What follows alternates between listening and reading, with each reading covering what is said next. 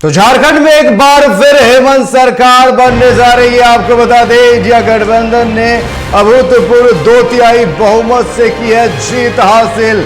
81 सीटों में से 56 सीटें जीतकर हेमंत सोरेन ने बीजेपी के जीत के रथ को रोका है। आपको बता दें, कोल्हान, संताल, कोयलांचल, उत्तरी और दक्षिण छोटानागपुर तथा पलामू में से 5 में जेएमएम और इंडिया गठबंधन को प्रचंड जीत मिली है। हेमंत सरकार ने झारखंड में 24 सालों के इतिहास में बनाया है रिकॉर्ड। अब तक कोई भी सरकार लगातार 2 बार सत्ता में नहीं आ सकी थी। विधानसभा चुनाव में हेमंत कैबिनेट के 4 मंत्री समेत 25 विधायक चुनाव हारे हैं। हारने वाले मंत्रियों में मिथिलेश ठाकुर, बैद्यनाथ राम, बेबी देवी और बन्ना गुप्ता शामिल है। बेबी देवी को जेएलकेएम प्रत्याशी जयराम महतो ने हराया। वहीं चुनाव परिणाम के बाद भाजपा के प्रदेश अध्यक्ष बाबूलाल मरांडी ने हेमंत सोरेन को बधाई दी। बीजेपी को पिछले चुनाव के मुकाबले 4 सीटों का हुआ नुकसान। आजसू 10 सीटों पर चुनाव लड़ी, लेकिन 1 सीट ही जीत सकी। वहीं आजसू अध्यक्ष सुदेश महतो खुद चुनाव हार गए।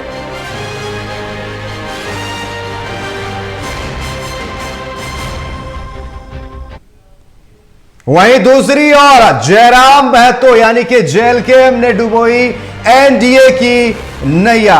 आपको बता दें कि झारखंड में बीजेपी की हार से एक बड़े कारण बने हैं जयराम महतो। तो जयराम ने डुबोई है एनडीए की लुटिया। आपको बता दें, झारखंड में बीजेपी की हार से एक बड़े कारण जो है वो जयराम बने हैं। राज्य में जिन 34 सीटों पर जेएमएम की हुई जीत, जिसमें 15 सीटों पर जेएलकेएम ने तीसरा स्थान लाकर एनडीए को किया है चोट।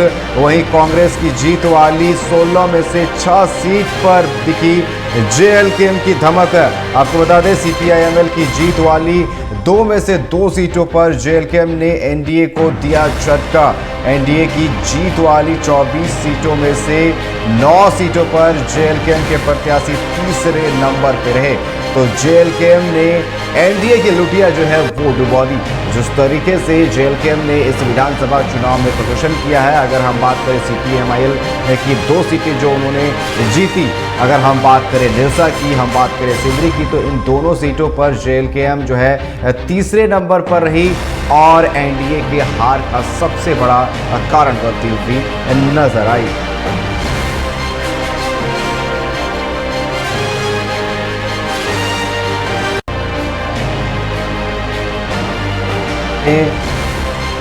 लुटिया जो है वो एनडीए की डुबोई है और साफ तौर पर जेएलकेएम का बेहतर प्रदर्शन करना एनडीए पर भारी पड़ गया। आपको बता दें, राज्य में जिन 34 सीटों पर जेएलकेएम की हुई जेएमएम की जीत, माफ कीजिएगा, उनमें से 15 सीटों पर जेएलकेएम ने तीसरा स्थान लाकर एनडीए को चोट दी है। वहीं कांग्रेस की जीत वाली 16 में से 6 सीट पर दिखी जेएलकेएम की धमक। आपको बता दें, सीपीआईएमएल की जीत वाली 2 में से 2 सीटों पर जेएलकेएम एनडीए को बड़ा झटका दिया है। दोनों सीटों पर जेएलकेएम की अगर हम बात करें तो वो तीसरे नंबर पर रही।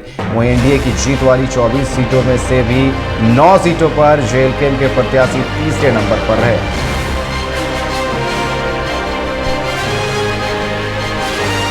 जयराम महतो ने जहां पर जीत हासिल की वो डुमरी का सीट है, जहां से मंत्री बेबी देवी को उन्होंने शिकस्त दी है और तमाम जगहों पर अगर हम बात करें तो बेहतर प्रदर्शन किया है और जिसके कारण एनडीए को बड़ा घाटा देखने को मिला है।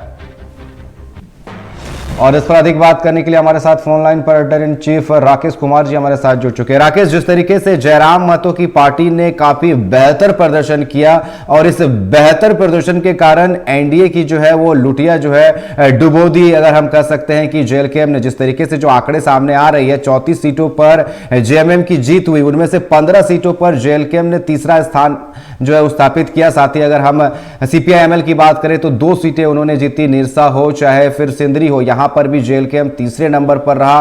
तो साफ तौर पर अगर वोट काटने की अगर हम बात करें तो सीधा नुकसान जो है इसमें एनडीए को देखने को मिला है।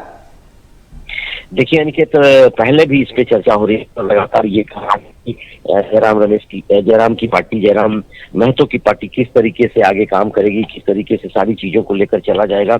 और साथ साथ ये लग रहा था कि कहीं एक बड़ा फैक्टर के रूप में साबित होगा कि जयराम की पार्टी ने ज्यादा सीटों पर कब्जा तो नहीं जमा पाया, लेकिन ज्यादा सीटों को जरूर प्रभावित किया। और खास करके एनडीए के जो सीटें थी वहां जिस तरीके से वोट काटे गए, उसके बाद से ये कहा जा रहा था कि अब जाकर ये सारे कैलकुलेशन सामने आ रहे हैं कि कई ऐसी सीटें हैं जहां पे कहीं ना कहीं वो प्रभाव डाला गया है उनकी तरफ से। और एक बार फिर से कहा जा सकता है कि इस बार जिस तरीके से गठबंधन की सरकार बनी है उसमें जयराम की भूमिका काफी अहम बताई जा रही है, जो कि कहीं ना कहीं वो जो जहां जहां लड़ेंगे वहां तीसरे फैक्टर के रूप में साबित होंगे और कई जगहों पे वे तीसरे स्थान पर उनकी पार्टी रही है। ऐसे मौके पर जो वोट काटे गए वो एनडीए को भारी नुकसान करते हुए कहीं ना कहीं गठबंधन को बड़ा फायदा पहुंचाने का काम किया।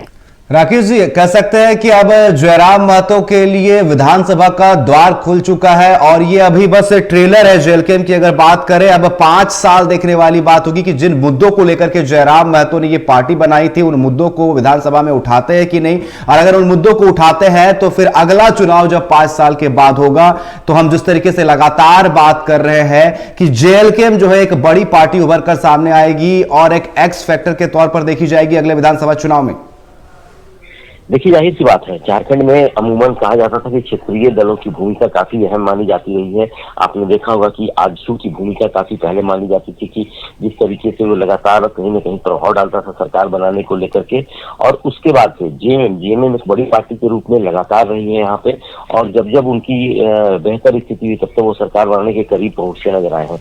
तो ऐसे मौके पे एक तीसरे पहल पार्टी की बातचीत की जाए तो कहीं ना कहीं जयराम की पार्टी आगे बढ़ती नजर आ रही है और आने वाले समय में जिन मुद्दों को लेकर राजनीति उनकी जा रही है उसका लाभ उनको जरूर दिखाई पड़ेगा।